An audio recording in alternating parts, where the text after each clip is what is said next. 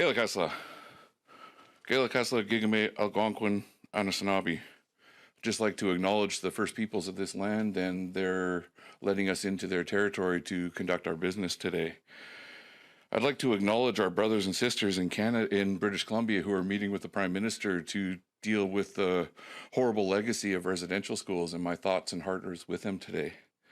I'm also thinking of our delegation at the Vatican, who are just trying to bring forward the respect that our communities deserve through the atrocities that we've gone through since colonization has happened.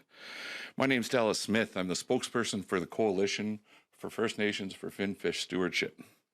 I'm also a member of the Clowetsis Nation. We're here today to bring awareness to the social, economic, and human well-being impacts that are at risk with the 79 salmon farm licenses on the coast of British Columbia that need to be renewed. We're calling on Prime Minister Trudeau to acknowledge the rights and title of our communities who have decided to be part of this sector. We fully respect the rights of nations who don't want this sector within their communities, and they have taken processes to deal with that. But UNDRIP is a two-way street.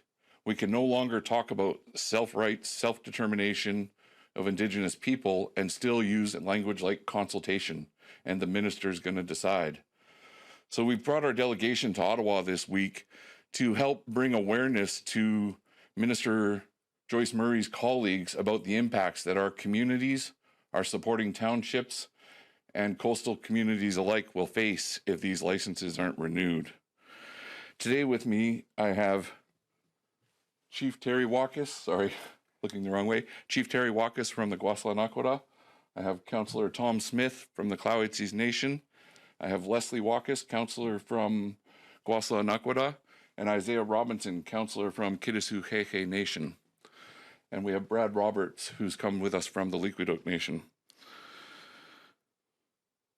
We're here with support from British Columbia. We're very pleased that Premier John Horgan supported the initiatives and the UNDRIP principles of our communities by conveying his support for this initiatives to Prime Minister Trudeau himself.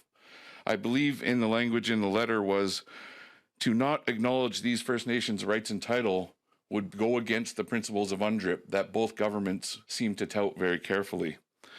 Unfortunately, to date, UNDRIP has seemed to be a bit of an empty box, and that's what we're here today, is to fill that box with the rights and title and self-determination of our communities.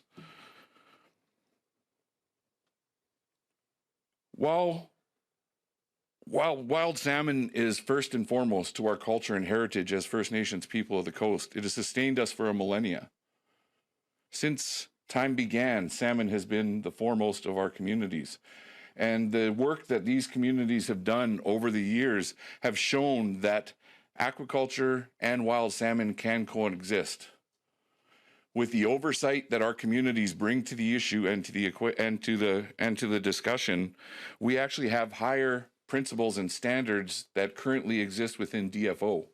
We have our own people on site monitoring the activities, and we have an evolving relationship with the companies that has grown from where this industry started in the 80s and 90s to where it's First Nations led in the areas that it's accepted. Transition is a tricky discussion. What does transition mean? We're here to tell the Government of Canada that each of our communities have our own idea of what transition looks like. And we're willing to work with the governments of the day to work that process out. But it has to be inclusive, and it has to be led by us as the rights and title holders of our territory. We came here because we had firsthand knowledge and sight of the travesty that happened in the Discovery Islands. We worked very closely with our industry partners. We worked very closely with the government, with the Department of Fisheries and Oceans, only to have the decision made because of a term called social acceptability. That does not acknowledge our rights and title and the oversight and years of work and study that we've put into this industry. So it's important that the Government of Canada hear our words today.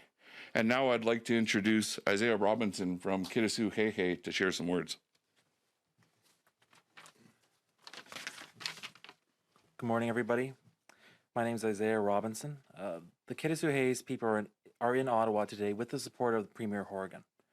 During our recent discussion with the Ministry of Fisheries and Oceans, they stated that the transition plan has already began. We appreciate the opportunity to chat with the Minister of Fisheries and Oceans, but believe that this decision is a multi-ministry discussion, as has a great impact on all communities, which is unfortunate due to there being lack of consultation overall with this overall issue. The fish farm industry has brought our community out of poverty, and with this decision will break our people and take us back 30 years to a time of poverty and suicide. Kitasoo reminded the federal government of their fiduciary duty to consult, but have received no commitments or promises to follow this transition plan. Thank you.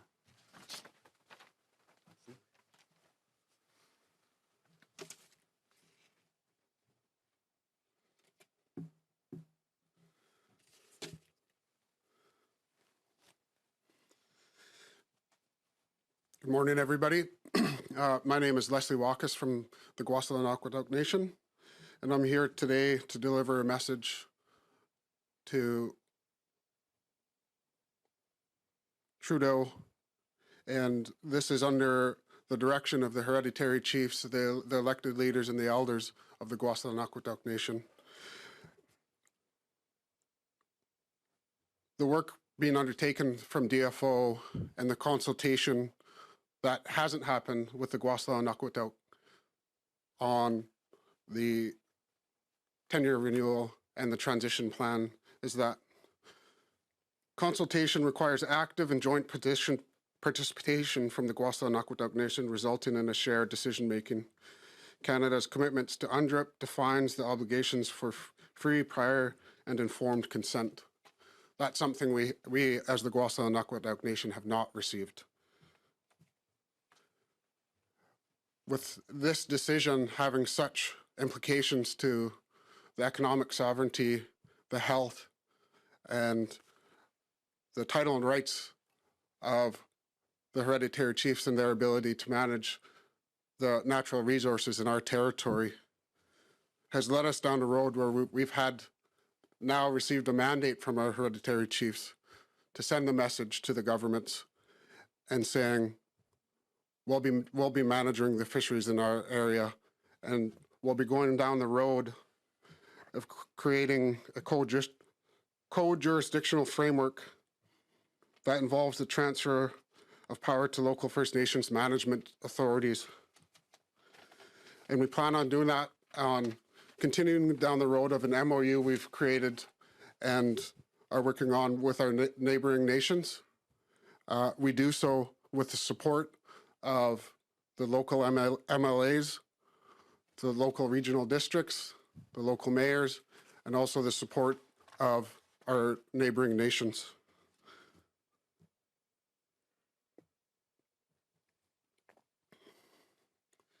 So we invite the PM to come to the table and do proper consultation.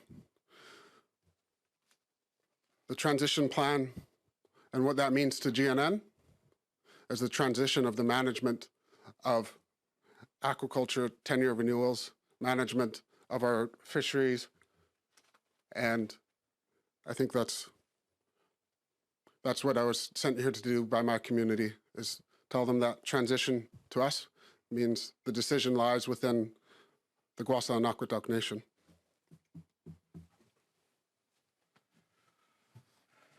Thank you, brothers.